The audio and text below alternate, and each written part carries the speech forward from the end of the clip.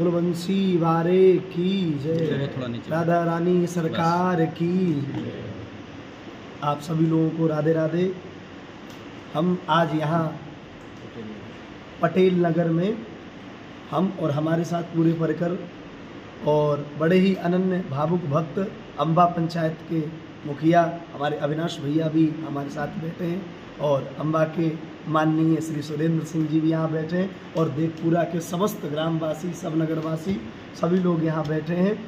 तो भाई यहाँ आगे की कथा की तैयारी चल रही है, बातें चल रही है और ये कथा का आयोजन जून महीने में होना है।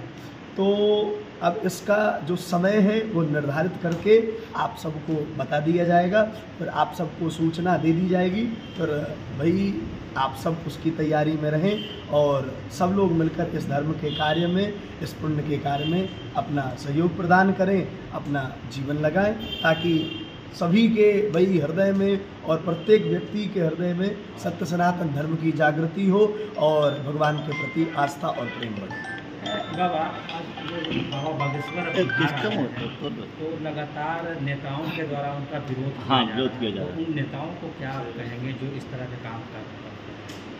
अब देखो, लोग कह रहे हैं भाई विरोध कर रहे हैं, मैं तो उन विरोध करने वालों से कहूँगा भाई श्री बागेश्वर धाम के जो महंत हैं हमारे परम और आदरणीय श्री धीरेन्द्र कृष्ण शास्त्री जी, भाई वो तो केवल सनातन धर्म को जगाने के लिए कर रहे हैं।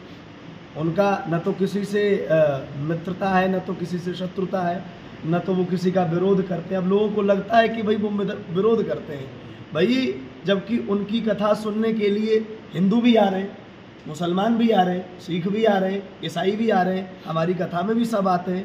तो यहाँ विरोध करने वाली बात ही नहीं है। और जब हिंदुस्तान है और हिंदू राष्ट्र की मांग कर रहे हैं तो इसमें गलत क्या है?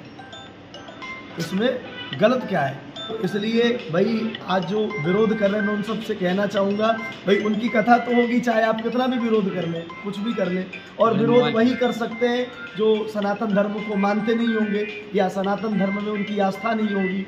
क्योंकि हम सब तो सनातन धर्मी लोग, हम तो एक ही बात कहते हैं, वसुधैव कुटुम्बकम सर्वे भवन्तु सुखिनः सर्वे सन्तु निरामया। सब सुखी रहे, सब बढ़िया रहे, भाई हम तो यही लेकर चलते हैं और प्रार्थना भी करते तो कहते हैं भाई सब सुखी रहे।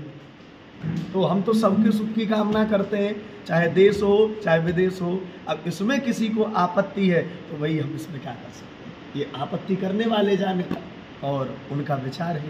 उनको रोकने के लिए अब लाठी डंडा का भी सहारा लेने के लिए अब भाई ऐसा तो कभी नहीं हो सकता है, ये तो सुनी सुनाई बातें हैं। कोई संतों पे भाई लाठी चलवाए, गोली चलवाए? संत तो अपने जीवन में सब कुछ खाए हैं भाई। परखम्मा लगाने गए थे अयोध्या मंदिर के निर्माण के लिए भी कई लोग मांग किए, तो लाठी डंडे चले हैं तो वो खाएं, आगे भी खाएंगे भाई। काम के लिए तो डंडे भी खाने के लिए। आज से करीब 15 दिन पूर्व हमें आदरणीय परम पूज्य श्री शुभम जी महाराज जी से पहली मुलाकात हुई और महाराज जी से हम ऐसा व्यक्ति भी इतना प्रभावित हुए कि इनसे आग्रह मैं किया।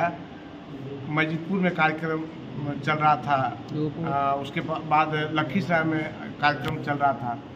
मेरे बहुत आग्रह पे महाराज जी ने आज मेरे आवास पटेल नगर बिहारशरीफ में पधारे और इनके पधारने से हमारे परिवार समेत समस्त पटेल नगर के लोग धन्य हो गए कि आज मेरे आवास पे, मेरे मोहल्ला बिहारशरीफ में इनका आगमन हुआ।